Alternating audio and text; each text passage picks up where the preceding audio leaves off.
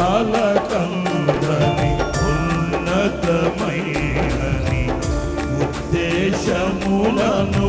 నా ఎడల సఫలపరచి ఊహలకందని పరిపూర్ణమైనని ఉద్దేశములను నా ఎడల సఫలపరచి ఊరేగించుచున్నావు విజయోత్సవముతో యేసయ్య నీకన్నా తోడెవ్వరు లేరు ఈ అందరిలో ఊరేగించుచున్నావు విజయోత్సవముతో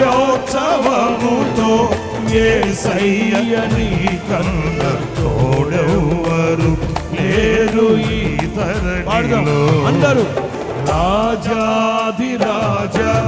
రవికోటి తేజ రమణీయ సామ్రాజ్య పరిపాలక